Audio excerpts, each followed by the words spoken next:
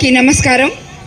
ఈరోజు ఇంత ఘన స్వాగతం పలికిన నార్త్ రాజపాలెం గ్రామ ప్రజలకి, సోదర సోదరీమణులకి, అదేవిధంగా తెలుగుదేశం నాయకులకి, కార్యకర్తలకి, బీజేపీ నాయకులకి, జన సైనికులకి అందరికీ నా నమస్కారాలు తెలుపుకుంటున్నాను.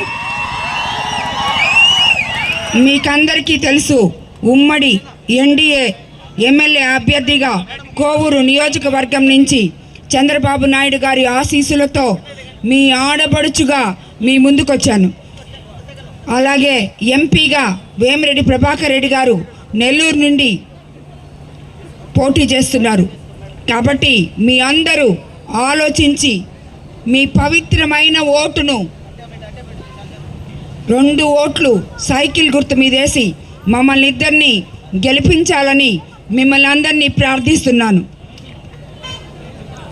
ఎందుకంటే తెలుగుదేశం ప్రభుత్వం అధికారంలోకి వస్తే అది మీ ప్రభుత్వం, ప్రజల ప్రభుత్వం, సామాన్యుల ప్రభుత్వం. చంద్రబాబు నాయుడు గారు ముఖ్యమంత్రి అయితే సంక్షేమము, అభివృద్ధి సమపాలనలో సమర్థవంతంగా మీకు అందివ్వగల నాయకుడు.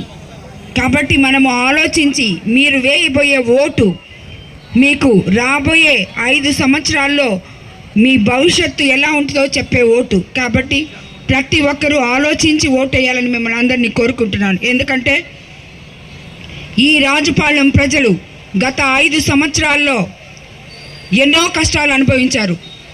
అది అందరూ చెప్తారు. ఇక్కడ ప్రతి ఒక్కరిని అడిగినా, ఎవరిని అడిగినా, అంటే అన్ని గ్రామాల్లో ఉన్నాయి. రాజపాలెము అంటే ఇంకా ఎక్కువ చెప్తారు. ఎందుకంటే ఊర్లు వదిలేసి వెళ్ళిపోయిన వాళ్ళు, కేసులు పెట్టించుకొని, ఎస్సీల మీద ఎస్సీ ఎస్టీ అట్రాసిటీ కేసులు పెట్టిన వాళ్ళు, ఇలా ఎన్నో కేసులు, ప్రశ్నించిన ప్రతి మనిషి మీద కేసు పెట్టి ఇక్కడ ఎంత అరాచకం జరుగుతుందంటే మాఫియా జరుగుతుంది, మైనింగ్ జరుగుతుంది, ఇసుక జరుగుతుంది. ఒక్కటని కాదు, మొత్తం అడ్డా అంతా రాజపాలెమే. కాబట్టి మీకందరికీ చెప్తున్నాను, నేను రాజపాలెము అంటే అందరినీ భయభ్రాంతుల్ని చేసి వదిలిపెట్టారు ఇన్ని రోజులు. కానీ నేను ఎమ్మెల్యేనైతే రాజపాలెంలో ఉన్న ప్రతి ప్రజలు రాజుల్లాగా బతకచ్చని చెప్పి మీకందరికీ మాటిస్తున్నాను. నీతి నిజాయితీగా ఒక ఎమ్మెల్యే ఉంటే ఆ ఎమ్మెల్యేతో ఉన్న వాళ్ళు కానీ, నడిచిన వాళ్ళు కానీ, కింద వాళ్ళు కానీ, మిగతా లీడర్స్ కానీ ఎలా ఉండాలో ఆ ఎమ్మెల్యేని చూసి నేర్చుకోవాలి. ఎమ్మెల్యేనే అవినీతి పరుడైతే మిగతా వాళ్ళందరూ కూడా అవినీతి. నిద్ర లేస్తే అందరినీ అవినీతి పరులు అంటాడు. వేమిరెడ్డి ప్రభాకర్ రెడ్డి అవినీతి పరుడు అంటాడు, పార్టీ వదిలేసి వెళ్ళిపోయాడు అంటాడు. ఆయన తెలుగుదేశంలో గెలిచి 9 రోజులుండి ఆ తర్వాత చంద్రబాబు నాయుడు దగ్గరికి వెళ్ళిపోయాడు. ఒకసారి ఇలాగా ఎన్నోసార్లు పార్టీ మారున్నాడు. ఆయన కాంగ్రెస్లో నుంచి తెలుగుదేశంకి వచ్చాడు, తెలుగుదేశం నుంచి కాంగ్రెస్కి పోయాడు, ఎక్కడ గెలిస్తే అక్కడ ఉన్నాడు. అది వెన్నుపోటుతనమే. కానీ వేమిరెడ్డి ప్రభాకర్ రెడ్డి గారు ఏ రోజైనా సరే రాజకీయం చేసినా చేయకపోయినా నీతి నిజాయితీగా ఆయనకంటూ కొన్ని ప్రిన్సిపల్స్ ఉంటాయి. అవి ఒక్క అడుగు కూడా దాటడు. కాబట్టి వీళ్ళందరికీ వేమిరెడ్డి ప్రభాకర్ రెడ్డి గారు అంటే ఒక నమ్మకం ప్రజలకి. ఆయన గురించి మాట్లాడే అర్హత ఏ ఒక్కరికి లేదు. ఈరోజు నెల్లూరు నుంచి ఎంపీగా ఆయన పోటీ చేస్తున్నారంటే ఆయనకంటూ ఆయన అభిమానులు, ఆయన్ని అభిమానించే జనం ఎంతోమంది ఉన్నారు. ఎందుకంటే ఉదయగిరి నుంచి ఇక్కడ నెల్లూరు వరకు ఆయన ఏ ఊరు, ఏ ప్రజలు, ఎవరు అసలు రాజకీయాలకు మనం వస్తామా లేదా అనేది కూడా ఆలోచించలేదు. కులమతాలకు అతీతంగా, పార్టీలకు అతీతంగా ఇప్పటి వరకు సేవ చేశారు. కాబట్టి ఈ అవినీతి పరులకి ఆయన గురించి మాట్లాడే అర్హతే లేదు. ఇక నా గురించి అంటారా, అసలు వాళ్ళు ఏం మాట్లాడుతున్నారో తెలియదు. మీరు అవినీతి చేశారయ్యా, అది చెప్పండి, అసలు ఎందుకు చేశారు, ఇంత గ్రావెల్ దోసేశారు, ఇంతకి ఇసుకెత్తుకోపోయారు, దాని గురించి ఆన్సర్ చేయండి, ఎక్కడుంది అది, ఆ డబ్బు ఎక్కడుంది అని చెప్పి నేను అడుగుతుంటే ఎంతసేపు నా గురించి ఏదో నిన్న కూడా ఏదో మాట్లాడాడు. ఆ డైమండ్లని ఇవన్నీ అవసరం ఆయనకి? ఆడవాళ్ళ విషయాలు అవసరమా?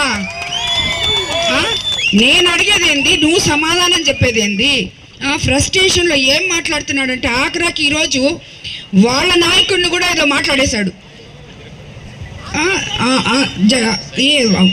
వాళ్ళ నాయకుడిని కూడా ఎలక్షన్ ముందు ఇట్టుంటాడు, ఎలక్షన్ తర్వాత ఇట్టుంటాడని మాట్లాడేశాడు.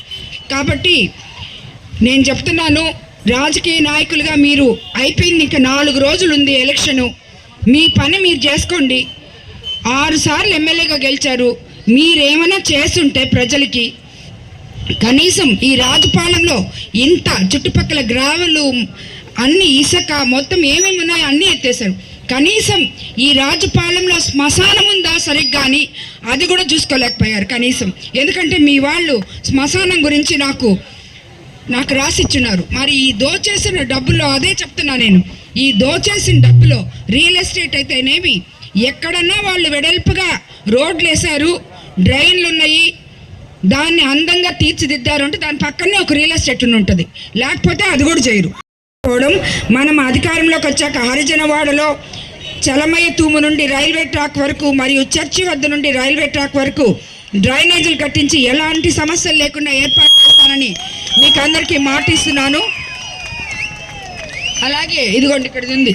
అలాగే గ్రామ ప్రజలు అంత్యక్రియలు చేసుకోవడానికి శ్మశాన వాటిక కట్టించి కనీస వసతులు ఏర్పాటు చేస్తానని మీ అందరికీ మాటిస్తున్నాడు. ఇంత పెద్ద గ్రామంలో శ్మశానం ఎందుకు లేదో, 6 ఏళ్ళు ఆయన 6 సార్లు ఎమ్మెల్యే అయ్యి ఏం చేశాడో మరి రాజపాలెంలో శ్మశానం కూడా లేకుండా నాకు అర్థం కావట్లేదు.